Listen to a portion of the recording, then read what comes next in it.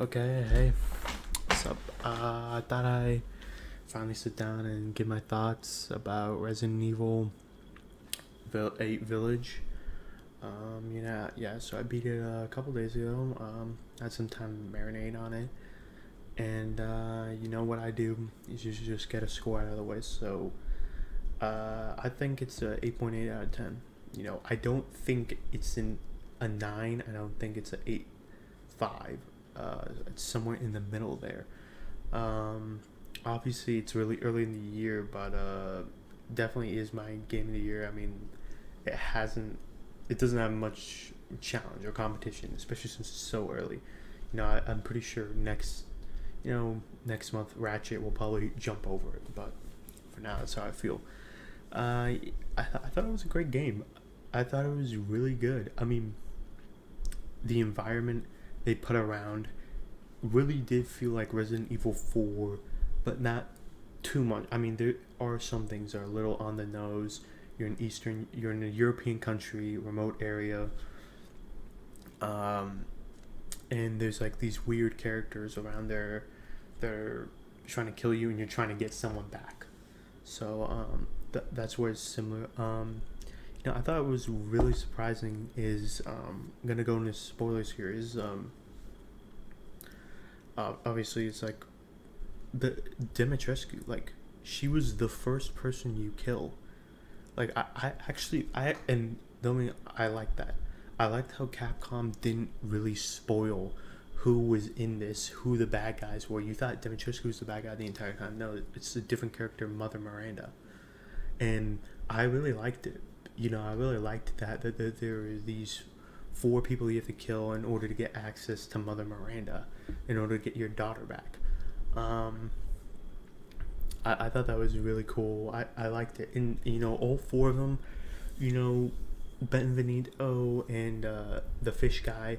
Those sections weren't really long, and they didn't need to be long. This game, Resident Evil, doesn't need to be a 12-hour game. It's typically is like an 8 to 10 hour game.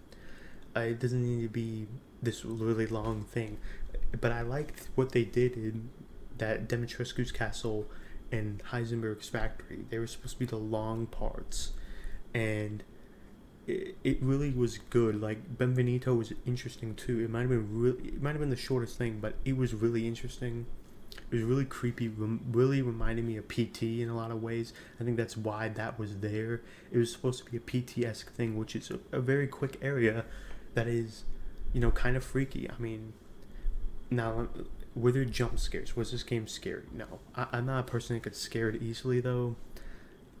Really wasn't that big a deal. Like, jump scares, to me, there wasn't really, like, any. I mean, I heard online that there were specific parts that were jump scares. One, there was a jump scare, but, like, I was turned away on my phone, so I, like, missed it. And then the other one, it, like, glitched out and didn't happen. So, that was, like, weird. But it's not a scary game. It is more action oriented, like Resident Evil 4 is, compared to especially the other ones. Resident Evil 7, you were kind of like in that little house the entirety of the game. Yeah, you went to the boat.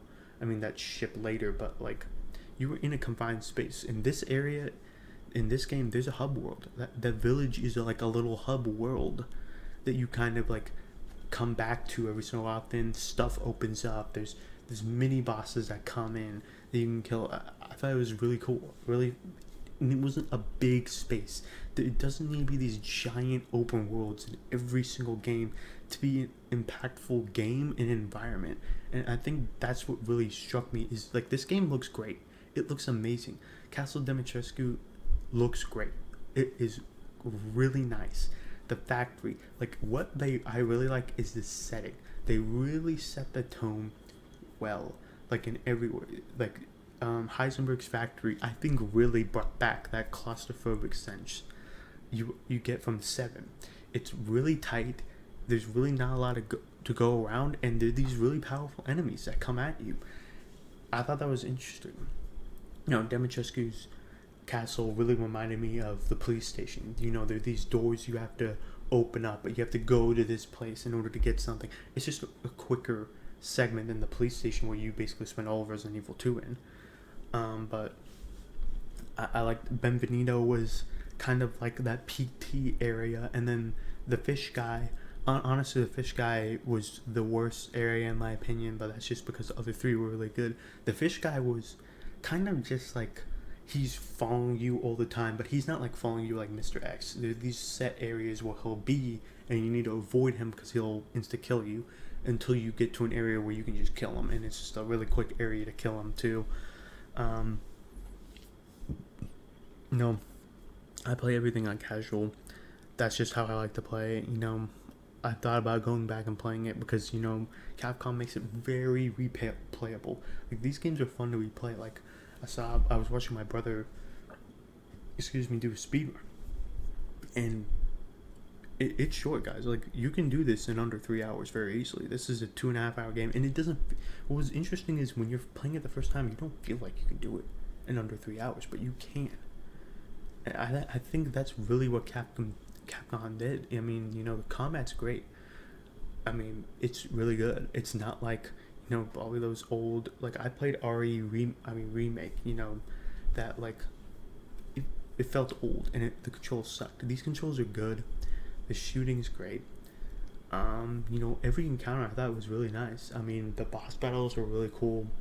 The story connecting back to the other Resident Evil games I think was really, really cool and really interesting. Like you see that Spencer, who's the guy who made like the T-Virus, he went to this village. That's how he got the idea for this shit. I thought that was really cool. Now let's talk about the ending. This is Resident Evil. They always do them in trilogies, like 1, 2, and 3. They're all connected. 4, 5, and 6. They're tertiarily connected, and then 7 and 8, and now there's gonna be obviously a 9. At the end, Ethan dies. So who are you gonna play? Who are you gonna play as? I really hope it's not Rose. I hope it's Chris. I think that'd be really cool to go back and play as somebody else. Mostly for the sense that I don't want there to be a giant skip. Chris is old as fuck. All the other guys from past Resident Evil games are old as fuck. I don't want that. I want there to be like, oh, these guys can come back in Resident Evil 9.